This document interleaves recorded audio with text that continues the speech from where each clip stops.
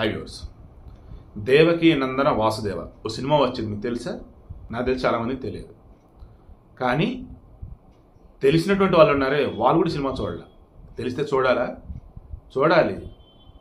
ఎందుకంటే మహేష్ బాబు అల్లుడు అశోక్ గల్లా. అదేంటి స్టార్స్ వాళ్ళు చెప్పారని సినిమా చూడాలా? మరి వాళ్ళు చెప్పారని ప్రొడక్ట్లు తింటున్నారుగా, వస్తువులతో డ్రింక్స్ తాగుతున్నారు. అవునా కాదా? లేదండి, తాగాలనుకున్నాడు తాగుతాడు, తినాలనుకున్నాడు తింటాడు. సినిమా కూడా ఇష్టం వెళ్ళి చూస్తాడండి. వాళ్ళు యాడ్స్ ఇవ్వటం వల్ల కానీ, వాళ్ళు ప్రమోషన్ చేయటం వల్ల కానీ ఏదో కొంతేనండి. అవునా? ఓకే, ఒప్పుకుంటా. యాడ్స్ విషయంలో జనానికి వచ్చేసి ఉండే ఇంట్రెస్ట్ వేరు. ఖచ్చితంగా అక్కడ సెలబ్రిటీలు ఎవరైతే యాడ్స్ ఇస్తున్నారో వాళ్ళ ఇంపాక్ట్ పడింది.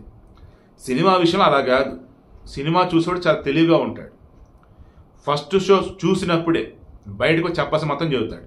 ఇప్పుడు మొత్తం స్మార్ట్ ఫోన్లు కదా, సినిమా చూస్తేనే బయట పోస్టులు పెడతా ఉన్నారు. అలా పాపం ఈ అశోక్ గల్లా నడిచిన సినిమా ఏదైతే ఉందో ఫస్ట్ డే రోజుకే మరి సినిమా బాగుందని కొంతమంది అంటున్నారు, ఏం లేదా సినిమా రొటీన్ అని అంటున్నారు.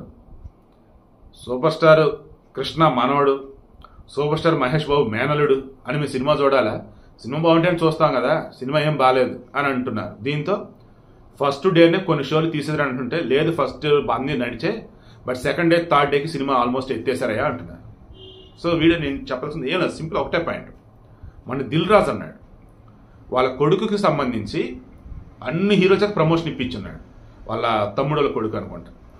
ఏమైంది అంత హైపే రాలా ఆ కుర్రాడికి.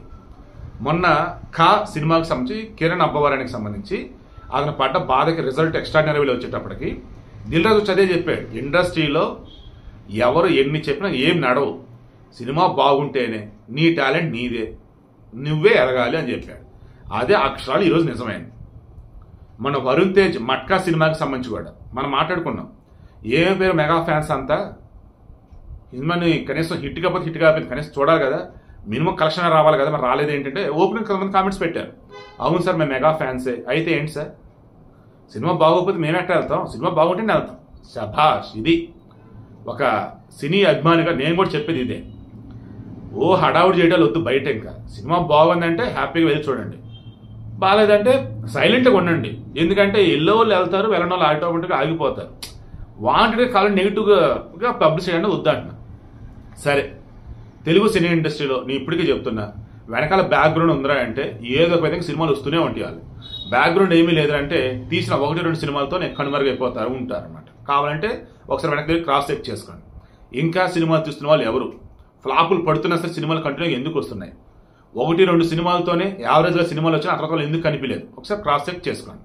బెస్ట్ ఎగ్జాంపుల్ చిరంజీవి గారి యొక్క చిన్నలుడు శ్రీజ యొక్క రెండో భర్త ఉన్నాడు కదా, కళ్యాణ్ దేవా కుర్రాడు, బాగానే ఉంటాడు, బాగానే నటిస్తాడు. మరి నాకు తెలిసి 2-3 సినిమాలు తీసి ఆ తర్వాత పాపం ఏమయ్యాడు ఏంటో కూడా ఎవరికి తెలియదు.